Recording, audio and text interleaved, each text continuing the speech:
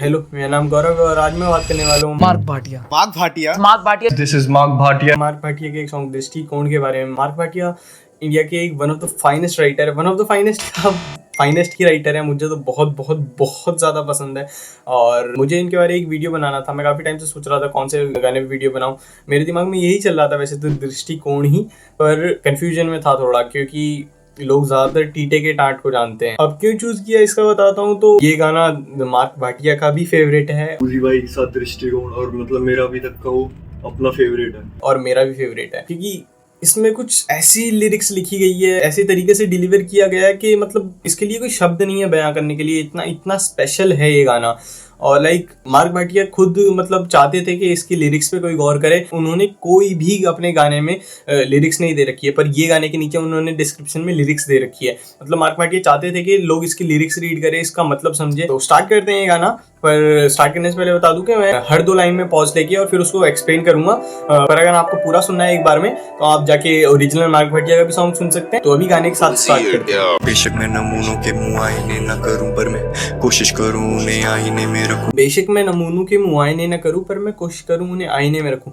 यहाँ पे मार्क भाटिया नमूनों से कहना चाह रहे हैं कि रोल मॉडल्स, जैसे हम अपने रोल मॉडल्स, अपने जिससे हम इंस्पायर होते हैं, उसको कैसे अपने एक मूर्ति की तरह बना लेते हैं। जैसे कि सनी खान दुरानी ने भी कैसे अपने सियाह एल्बम के स्टार्टिंग स्किट में एक लाइन बोली थी कि मैं वही हूँ जिसने तुम्हें कहा था कि मैं तुम्हें बताऊंगा कब हंसना है, कब रोना है, और तुम सुनते चले गए। तुमने मुझे भी एक मूर्ति बना लिया। तो मार्क यही कहना चाहते हैं कि जो हम मूर्ति बना लेते हैं अपने रोल मॉडल्स की, उनको ब्लाइंडली फॉलो नहीं करना चाहिए, उनको आईने में रख के फॉलो करना चाहिए। आईने में क्यों? क्योंकि आईना सच्चाई दिखाता है एक इंसान की। और है ना, जिस इंसान से तुम इंस्पायर हो रहे हो उसको ब्लाइंडली फॉलो मत करो। जो तुम्हें चाहिए वो चीज ही खुद के ऊपर रिफ्लेक्ट करो वो आर्टिस्ट की। पर अगर तुम किसी की तरह पूरी तरीके से बनना चाहोगे तो तुम एक आर्टिस्ट नहीं कहलाओगे, तुम एक क्लोन कहलाओगे। अगर आपको एक आर्टिस्ट बनना है, हाँ दुनिया में सब चीजें कहीं ना कहीं से इंस्पायर्ड है, तो तुम भी जिससे इंस्पिरेशन ले रहे हो उससे इंस्पिरेशन ही लो, कॉपी मत करो। कौन कहता यारी दोस्ती को दायरे में रखूं, वो सही कहता, पर मैं दायरे ना रखूं। जान भी नौछावर जान का लुटा देता हम जान। ये सिंपल लाइन है। इनका मतलब है कि मेरा जो फ्रेंडशिप का बॉन्ड है तो वो एकदम बाउंडलेस है। मैं सेल्फ हार्म भी पहुंचा सकता हूँ, मैं खुद को भी सेक्रीफाइस कर सकता हूँ अपनी दोस्ती के लिए। इतना प्योरली मैं अपने बॉन्ड्स को निभाता हूँ। पीछे छूटे मुझसे थे तमाम काम तमाम था होके बोलूं ईमानदार, तभी से ऊपर वाले में बड़ी मेरी मानता। हाँ, पीछे छूटे मुझसे थे तमाम काम तमाम था होके बोलूं ईमानदार, तभी से ऊपर वाले में बड़ी मेरी मान्यता। तो मार्क यहाँ कहना चाह रहे हैं कि उनसे काफी काम पीछे छूट गए थे। अब वो किसी भी रीजन से हो सकता है, पर उनका लगभग काम तमाम ही था, वो बर्बाद थे एक तरीके से। पर जैसे कि एक इंसान के पास कुछ नहीं बचता है, तब वो सारी होप्स खो चुका होता है, तो उसके पास सिर्फ एक ऑप्शन बचता है, भगवान को याद करने का और भगवान से प्रे करने का। तो तब उनका काम तमाम होने वाला था, बस कोई उम्मीद नहीं थी आखिरी। तब उन्होंने भगवान से दुआ करी और उनको थोड़ा थोड़ा बेटर दिखने लगा। जो विजन है भले ब्लर ही हो पर बेटर दिखने लगा, तो तभी से ऊपर वाले में बड़ी उनकी मान्यता। अक्सर भागते कम समय मिला मुझ पे लेने को भी सांस न। अक्सर भागता अक्षर भागते। अक्सर भागते का मतलब है कि मैं हमेशा अपनी जिम्मेदारियों से, चीज़ों से, रिलेशन से, अपनी फैमिली से, क्योंकि है ना मार्क भाटिया का अगर मैं बताऊं तो मार्क भाटिया अपनी 12th करने के बाद ही घर से दूर भागने के लिए और मतलब कोशिश करने लगे थे, और वो घर से दूर चले भी गए थे क्योंकि उन्हें लगता था कि तभी वो अपनी आर्ट को ग्लोरीफाई कर सकते हैं या तभी वो अपनी लाइफ में कुछ अचीव कर सकते हैं। और मुझे भी लगता है काफ़ी हद तक सही है। तो अक्सर भागता मतलब वो फैमिली से तब भागे तभी उनकी आर्ट निखर के आई, अक्षर भागते। और इसी ही भाग दौड़ में उन्हें सांस लेने का भी वक्त नहीं मिला, कम समय मिला मुझ पे लेने को भी सांस ना। दफन करे मुझे न दफा होने में थी आस्था, मैं तो ठहराव था। दफन करे मुझे ना दफा होने में थी आस्था, मैं तो ठहराव था। तो ये लाइंस हैं, तो जैसे पहली लाइन है वो पिछले वाली पहली लाइन से कनेक्टेड है, और जो दूसरी लाइन है वो पिछली वाली दूसरी लाइन से कनेक्टेड है। दफन करे मुझे ना दफा होने में थी आस्था, मतलब दफन होना पड़ता मुझे, जीते जी मरना पड़ता अगर मैं घर से नहीं भागता था, क्योंकि मैं अपनी आर्ट को, अपनी फीलिंग्स को अंदर ही अंदर दबाता तो कहीं ना कहीं मैं जीते जी ही मर जाता, जो कि मोस्टली लोग मर जाते हैं। तो मार्क भाटिया नहीं चाहते थे, इसलिए उनकी दफा होने में आस्था थी। मतलब जहां वो जीते जी मर जा रहे हैं वहां से दफा होने में थी आस्था। मैं तो ठहरता ठहराव था। ये पिछले वाली लाइन का बिल्कुल ऑपोजिट है, क्योंकि पिछले वाली लाइन में मार्क भाटिया ने बोला था कि उनके पास सांस लेने का भी टाइम नहीं था, पर अब बोल रहे हैं कि मैं तो ठहरता ठहराव था। मतलब एकदम ऑपोजिट हो गया ना, कि पहले तो उनके पास सांस लेने को भी वक्त नहीं था और अब तो ठहराव इतना है। मतलब ये सॉर्ट ऑफ लाइफ का फ्लो इंडिकेट करता है कि हमेशा ही भाग दौड़ नहीं थी, कभी कभी ठहराव था तो वो बहुत ज्यादा ही ठहराव था, और कभी कभी भागम दौड़ थी तो वो बहुत ज्यादा ही भाग रही थी जिंदगी, जिसको मैं कैचअप नहीं कर पा रहा था। कभी कभी बहने में मेहनत थी, कभी मेहनत में बहना था, क्योंकि मेहनत की बहना वो। कभी कभी बहने में मेहनत थी, कभी मेहनत में बहना था। मतलब मार्क कहना चाहते हैं कि कभी कभी लाइफ के फ्लो को कैचअप करने में मेहनत लग रही थी, और कभी कभी इतनी मेहनत हो रही थी कि लाइफ का फ्लो ही मेहनत बन जा रही थी। क्योंकि मेहनत की बहना वो, जो मुझे पाना तो या तो उसके बाद ये सहित मिलेगी। क्योंकि मेहनत की बहना वो से मतलब है मार्क भाटिया का लाइफ और लाइफ का फ्लो। अगर मेहनत नहीं होगी तो तुम एक जगह पे स्टक हो जाओगे, टाइम बढ़ता जाएगा, सब कुछ बढ़ता जाएगा। जैसे कि अगर हम कोई कॉम्पिटिटिव एग्जाम के लिए प्रिपेयर करने वाला स्टूडेंट ले, जैसे कि नीट ले लेते हैं, तो अगर वो मेहनत करेगा तो वो निकल जाएगा, पर अगर वो मेहनत नहीं करेगा तो वो वहीं का वहीं रह जाएगा, और उसके जो दोस्त हैं वो MBBS करके डॉक्टर बन चुके होंगे, पर ऐसा भी हो सकता है कि उसने मेहनत नहीं करी तो वो 5 के 5 साल नीट ही देता रहे और उसका एग्जाम ही क्लियर ना हो। इन शॉर्ट, अगर तुम मेहनत नहीं करोगे तो तुम्हारी लाइफ उधर ही स्टक हो जाएगी, और अगर तुम मेहनत करते रहोगे तो कहीं ना कहीं भगवान देख रहे हैं एट द एंड ऊपर से, और वो तुम्हारी लाइफ फ्लो होने लगेगी अगर तुम मेहनत करोगे सच्चे मन से। तो जो मुझे पाना तो या तो उसके बाद या सहित ही मिलेगी। मतलब मार्क के हाथ में है मेहनत करना, जैसे सबके हाथ में होता है सिर्फ मेहनत करना, तो मार्क भी यही कह रहे हैं कि मेरे हाथ में है मेहनत करना, और मुझे जो पाना है उसके बाद मुझे सक्सेस मिल जाएगी, या तो जब मैं मेहनत कर रहा हूँ तो मेहनत के साथ ही मुझे फल ही मिल जाएगा, सहित साथ में। रिश्तों में न चाके भी गणित ही मिलेगी, कलाकार होगा जो वो किसका मिलेगा। रिश्तों में ना चाहे भी गणित ही मिलेगी। लोग अक्सर दिल से ज्यादा दिमाग लगा लेते हैं रिश्तों में, और गणित से इधर मतलब पैसों से भी हो सकता है।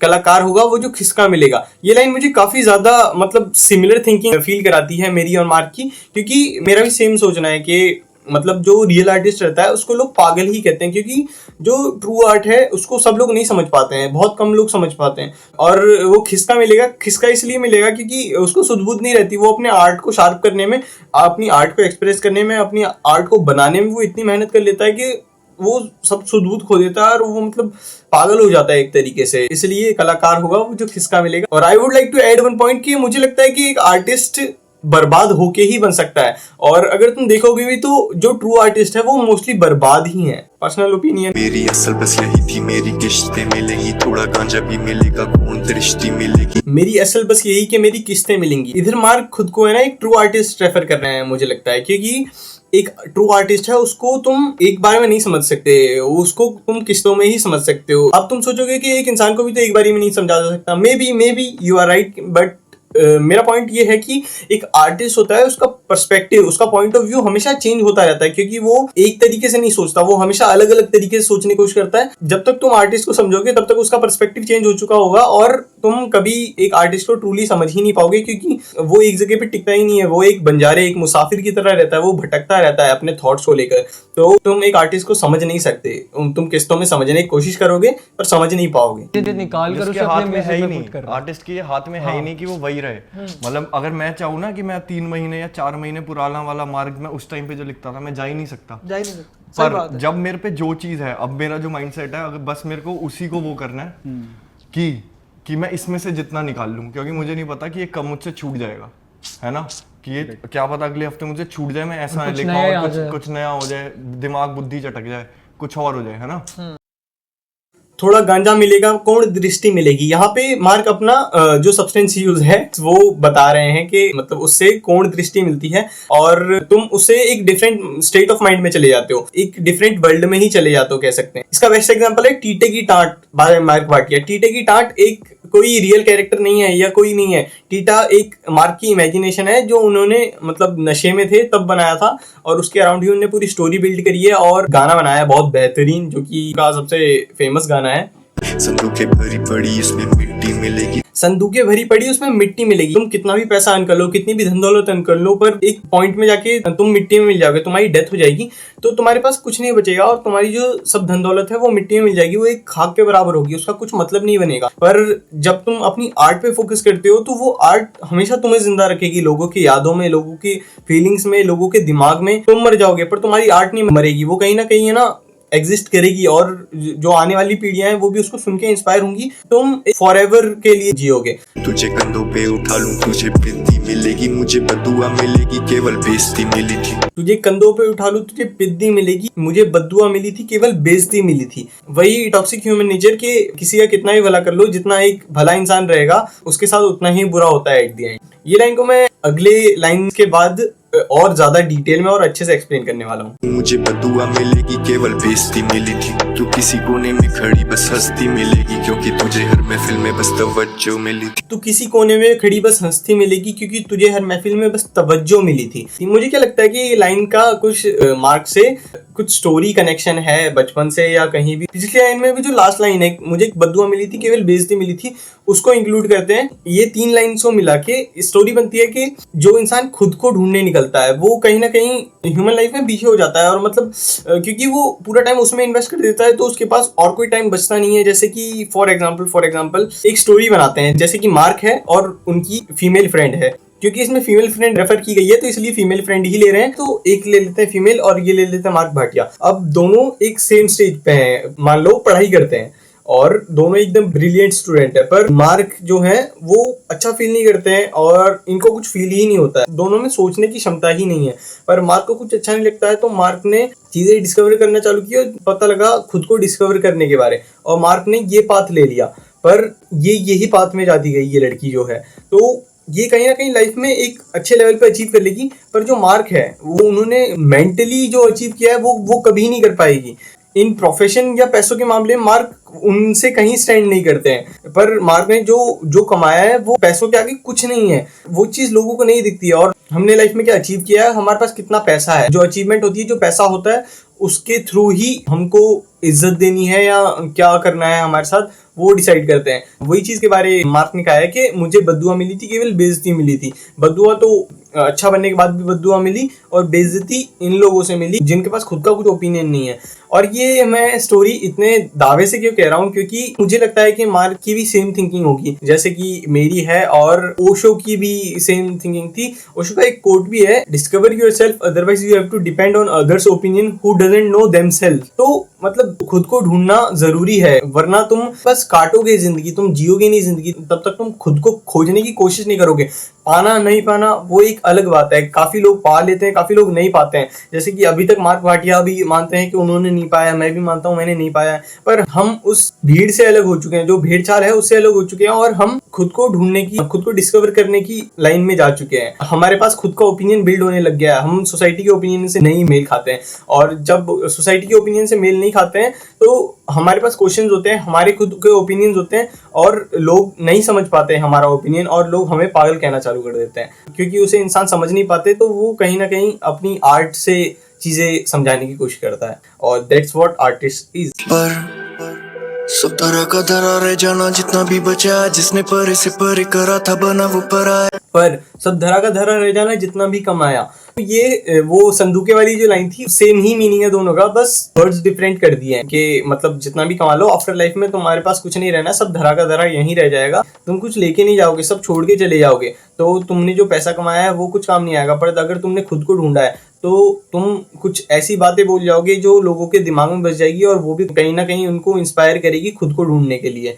और अगर लोग खुद को ढूंढने लगे तो सबके पास खुद का ओपिनियन होगा और दुनिया बेटर होने लगेगी। कि मेरा जितना भी म्यूजिक है ना वो बस ऐसा नहीं है कि वो आके चला जाएगा, वो इम्पैक्ट छोड़ेगा आपके दिमाग में। आप सुनोगे तो ऐसा नहीं इस कान से आए यहाँ से नहीं, वो यहाँ से यहाँ जाएगा, और फिर यहाँ से आप सोचोगे, आप वक्त दोगे उसको और आप समझोगे। जिसने परे से परे करा था बना वो पराया, कैसी दुविधा खड़ी के खड़ा देने को किराया। जिसने परे से परे करा था बना वो पराया, ये पिछली लाइन्स का कंटिन्यूशन है। जो इंसान जो हमें कभी इतना हित जताया करते थे, हमसे इतना लगाव जताया करते थे, हमारी इतनी केयर दिखाया करते थे, वो आज पराये बन चुके हैं, क्योंकि हमारे पास वो पैसा नहीं है, हमारे पास वो पावर नहीं है जो खुद को ढूंढने के चक्कर में हमने नहीं कमा पाए। वो जो चीज नहीं है हमारे पास, उसकी वजह से लोग हमसे दूर चले जा रहे हैं। जो सगे बनते थे वो भी पराये हो चुके। कैसी दुविधा खड़ी के खड़ा देने को किराया, बड़े बेटे को बड़ा बता के बलि पे चढ़ाया। कैसी दुविधा खड़ी के खड़ा देने को किराया। मार्क जो है उसकी अब उम्र हो चुकी है उतनी कि उसके ऊपर जिम्मेदारियां आ चुकी है, घर चलाने का वक्त आ चुका है उसका, पर वो अभी रेडी नहीं है, ना ही मेंटली ना ही फाइनेंशियली। बड़े बेटे को बड़ा बता के बलि पे चढ़ाया, मोटे झूठों को जोड़ के झांझ के मीटर पे पैर। बड़े बेटे को बड़ा बता के बलि पे चढ़ाया। इसको ऐसे कनेक्ट कर सकते हैं कि मार्क अभी रेडी नहीं है अपनी जिम्मेदारियां उठाने के लिए, और क्योंकि वो घर का सबसे बड़ा बेटा है तो उसके ऊपर और ज्यादा जिम्मेदारियां बढ़ जाती हैं।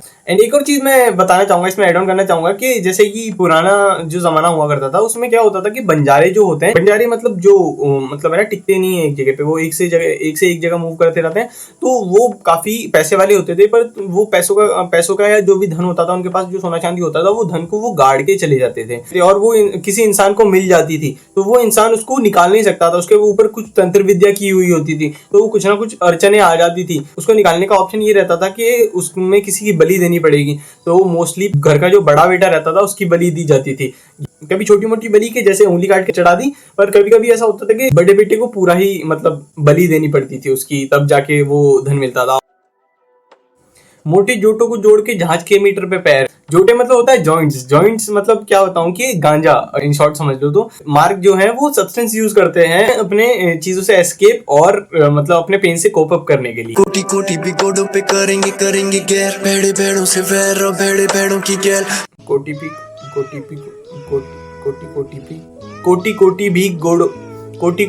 गोडों पे करेंगे सैर। कोटी भी गोडों पे करेंगे गैर। तो यहाँ पे गोडो का मतलब होता है नीज। तो मतलब जैसे जो गैर हैं वो जो छोड़ के चले गए हैं, जो नहीं भी जानते हैं, जो अब रिस्पेक्ट नहीं करते हैं, वो रिस्पेक्ट करने लगेंगे नी पे मतलब आके। और मतलब जैसे कोटी प्रणाम बोलते हैं ना, तो वैसे रिस्पेक्ट करेंगे जब मैं कुछ अचीव कर लूंगा, जब मैं कुछ पार लूंगा। भेड़े भेड़ों से वैर और भेड़े भेड़ों की गैल। भेड़े भेड़ों से वैर और भेड़े भेड़ों की गैल। यहाँ पे भेड़े भेड़ों ये 2 बार यूज हुआ है, पर दोनों बार जब यूज हुआ है तो दोनों का मतलब अलग है। पहले जो भेड़े भेड़ों यूज हुआ है उसका मतलब है भेड़चाल, और दूसरा जो भेड़े भेड़ों यूज हुआ है उसका मतलब जैसे हम नहीं बोलते कि ये तो भेड़ा आदमी है, मतलब ये तो सरफिरा आदमी है, ये तो पागल आदमी है, तो वो वाला है। तो मार्क इधर कहना चाह रहे हैं कि भेड़चाल उनको बिल्कुल नहीं पसंद, और अगर उनके पास 2 ही ऑप्शन है कि भेड़ चाल में रहना है या तो फिर भेड़ा बन के रहना है, तो वो भेड़ा बन के चूज करेंगे, क्योंकि वो उनको भेड़ चाल बिल्कुल पसंद नहीं है। तेरे पीछे कोई भी, मैं तो भैरों की गैल। तुम घरों में रह लो, मैं तो हूँ पेड़ों की बेल।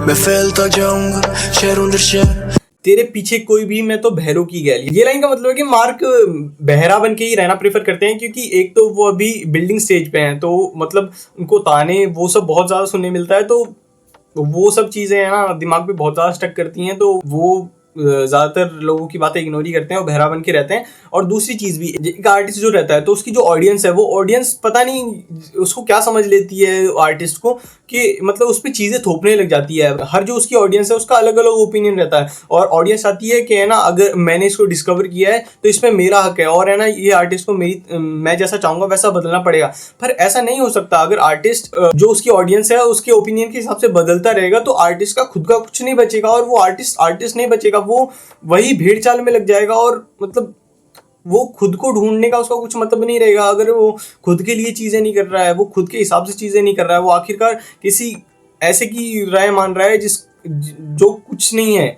जिसने खुद को ढूंढना भी चालू नहीं किया है। पर जो मार्क भाटिया जिसने खुद को ढूंढना चालू किया है, थोड़ा बहुत पा भी लिया है, वो उसका ओपिनियन बहुत बहुत बहुत ज्यादा सुपीरियर है कंपेयर टू जो किसी और की बात सुन के आ रहा है, जो तुम्हें राय दे रहा है, गालियां दे रहा है, जो कुछ भी कर रहा है। तुम घरों में रह लो, मैं तो हूँ पेड़ों की बेल। तुम घरों में रह लो, मैं तो हूँ पेड़ों की बेल। मैं फैलता जाऊंगा शहरों दर शहर। इसमें मार्क कहीं ना कहीं टॉन्ट कर रहे हैं जिनके पास गट्स नहीं थे खुद का कुछ कर पाए, उनको करना तो था पर वो कर नहीं पाए। तो कि तुम घरों में रह लो, मैं तो हूँ पेड़ों की बेल, मतलब है ना पेड़ों की बेल कैसे धीरे धीरे फैलती है, वैसे ही मार्क धीरे धीरे फैल रहे हैं, और एक दिन वो पूरी दुनिया पे राज करेंगे। मतलब राज मतलब उनकी आर्ट राज करेगी, उनको लोग एडमायर करेंगे, उनको लोग समझेंगे। हाँ ठीक है मैं मानता मैं पैरों की मैल, पर सबसे पहले जाता यहाँ पे है नहरों में पैर। हाँ ठीक है मैं मानता मैं पैरों की मैल, पर सबसे पहले जाता यहाँ पे है नहरों में पैर। अब इसकी तो मैं क्या तारीफ करूँ, इसकी तो तारीफ खुद MC स्क्वायर ने करी है। एक लाइन इनकी कि हाँ माना मैं पैरों की मैल, और सबसे पहले जाता है या नहरों में पैर, कि सबसे पहले सफाई भी उसी की होती है। अगर मैं मैल हूं ना पैरों की, सबसे पहले धुलता भी वही है। Pure we one of the finest lyricist मैं बोल रहा हूँ यहाँ पे, मार्क भाटिया। हाँ ठीक है, मैं मानता हूँ मैं पैरों की मैल, पर सबसे पहले जाता यहाँ पे है नहरों में पैर। मतलब मार्क खुद को अभी कुछ नहीं समझता है, वो खुद को एक पैरों की धूल के बराबर समझता है, पर वो उसको पता है कि है ना कहीं उसने वो लोगों से सुपीरियर है, लोगों से आगे है। ये कोई सुपीरियरिटी कॉम्प्लेक्स नहीं है, ये रियलिटी है। तो वो धूल है भले, पर वो पैरों की धूल है। सबसे पहले पैर ही धुलते हैं, नहरों में पैर ही जाता है सबसे पहले। तो कितनी ब्यूटीफुल लाइन है। माँ कहती कि मैं पीरों के हूँ दरों की देन, तो थोड़ा वक्त लिया आने में था लगी थी देर। माँ कहती कि मैं पीरों के हूँ दरों की देन, तो थोड़ा वक्त लिया आने में हाँ लगी थी देर। मतलब मार्क की जो मम्मी है वो उन्हें बताती है कि तुम भगवान की देन हो, और मतलब तुम्हें काफी मन्नतों से मांगा है, तुम्हें बहुत दुआओं से मांगा है, दुआ कबूल होने में वक्त लगता है, तो इस वजह से तुम्हें आने में देर लग गई। I relate a lot with this lines, क्योंकि मेरी मम्मी भी मुझे मेरे बारे स्टोरी बताती है। जैसे मैं 4th चाइल्ड हूँ, मुझे भी आने में काफ़ी देर लगी, तो मेरी मम्मी ने मेरे लिए बहुत प्रेयर की थी कि मेरे लड़का हो जाए। और मेरी मम्मी सच में मुझे कहती है कि तू भगवान की ही देन है, मतलब मैं इतना वो हूँ। पर नेक्स्ट लाइन में पता चलेगा मेरे साथ भी दिक्कत है जो मार्क के साथ दिक्कत है। तभी वो छाती से लगा के रखती शाम सवेर, तभी वो आनाकानी करे मुझे काना काना कहे। तभी वो छाती से लगा के रखती शाम सवेर, तभी वो आनाकानी करे मुझे काना काना कहे। क्योंकि इतने अरसे बाद उन्होंने मन्नतें दुआओं के बाद पाया है, तो वो चीज़ इतनी ही प्यारी होगी उनको कि वो छाती से लगा के रखती हैं बस हमेशा, और टोकती हैं कि ये मत करो, क्योंकि उन्हें डर है, क्योंकि उन्होंने बहुत दुआओं के बाद पाई है वो चीज़, तो उसको थोड़ी सी भी खरोच भी आ जाएगी तो उन्हें बहुत ज़्यादा दुख होता है। तो इसके लिए वो आनाकानी करती हैं और काना काना कहे। इससे तो हम सभी रिलेट करते हैं कि सब बेटों को अपनी मम्मी काना कह के बुलाती है लाइफ में, कभी एक बार बुलाए या रेगुलरली बुलाए, पर काना कह के जरूर बुलाती है। मेरी सारी बातें माने कहती माना माना रहे, मेरी सारी बातें माने कहती माना माना रहे। मतलब मम्मी अपने बेटे की तारीफ कर रही है कि मेरा इतना प्यारा बेटा है, वो हमेशा मेरी मानता है। मैं बेगानू जैसा रहूं तो वो मानहानि सहे, मैं दर्द दे रहा हूँ मुझे जानकारी रहे। हाँ मैं दर्द दे रहा हूँ पर मुझे जानकारी रहे। हाँ मैं दर्द दे रहा हूँ ये मुझे जानकारी रहे। मैं बेगानों जैसा रहूं तो वो मानहानि सहे, मैं दर्द दे रहा हूं मुझे जानकारी रहे, मैं दर्द दे रहा हूं मुझे जानकारी रहे। ये लाइंस है, ये प्रेजेंट की है और ये मार्क के पर्सपेक्टिव से है। पिछली वाली जो एक लाइन थी कि मेरी सारी बातें माने कहती माना माना रहे, तो वो वाली जो लाइन थी वो पास्ट की थी और वो मार्क की मम्मी के पर्सपेक्टिव से थी। पर ये जो लाइंस है वो मार्क के पर्सपेक्टिव से है और प्रेजेंट से है। मैं बेगानों जैसा रहूं तो वो मानहानि से है, हाँ मैं दर्द दे रहा हूं मुझे जानकारी रहे। तो ये लाइन में मार्क बताना चाहते हैं कि वो बेगानों की तरह, बेगानों मतलब परायों की तरह रहते हैं, पर फिर भी उनकी माँ उनसे इतना प्यार करती है और उन्हें पता है वो दर्द दे रहे हैं कि उन्हें हर्ट हो रहा है, पर वो कुछ नहीं कर सकते हैं, वो मजबूर है, अपने घर से दूर रहेंगे और कुछ चीज़ें ऐसी होंगी जो उनकी माँ को पसंद नहीं होंगी, पर उन्हें करनी पड़ेगी उनका दिल दुखते हुए भी। हाँ, तो ये सॉन्ग का एक्सप्लेनेशन यहीं तक था, पर मैं कुछ चीज़ें बताना चाहूँगा कि ये सॉन्ग मेरे पर्सपेक्टिव से था। मतलब ये सॉन्ग का जो एक्सप्लेनेशन जो मैंने दिया वो मेरे पर्सपेक्टिव से था। हाँ, सबका पर्सपेक्टिव वेरी कर सकता है ऑब्वियसली, और ये तो गाने का नाम ही दृष्टिकोण है। तो पर मेरे को जब भी कोई बंदा मिलता है तो वो मेरे लिरिक का अलग मतलब बताता है कि हमने ये सोचा है। मुझे पता है कि मैं काफ़ी जगह मार्क के पर्सपेक्टिव को नहीं कैच कर पाया हूँगा, और क्योंकि ये मेरा तीसरा ही वीडियो है तो मेरे थोड़े बोलने में भी दिक्कतें हैं। मैं इतना कॉन्फिडेंट नहीं हूँ, इतना कंफर्टेबल नहीं हूँ, कॉन्फिडेंट तो क्या, तो इसलिए माफ़ी मांगना चाहूँगा कि थोड़ी कमी रह गई हो अगर वीडियो के एक्सप्लेनेशन में। बाकी मैं बहुत डेडिकेटेडली ये वीडियो वर्क कर रहा था। मैं मतलब पिछले 1 महीने से ये गाने के बारे में सोच रहा था कि बनाना है, मुझे बनाना है, वीडियो बनाना है। रेडी नहीं हो पा रहा था कि मेरे को बनाना है ये गाने के बारे में वीडियो, पर जब मैंने स्टार्ट किया इसके बारे में लिखना और मतलब सब प्रोसेस चालू किया तो मुझे 5 दिन हो चुके हैं आज। अभी भी 8:10 हो रखी है। मैं पूरी रात नहीं सोया हूँ आज, बिल्कुल भी 1 मिनट के लिए भी। और मतलब ऐसे ही मेरे 3-4 दिन गुजरे हैं कि मतलब मैं पूरे दिन चीज़ों के बारे में सोच रहा हूँ।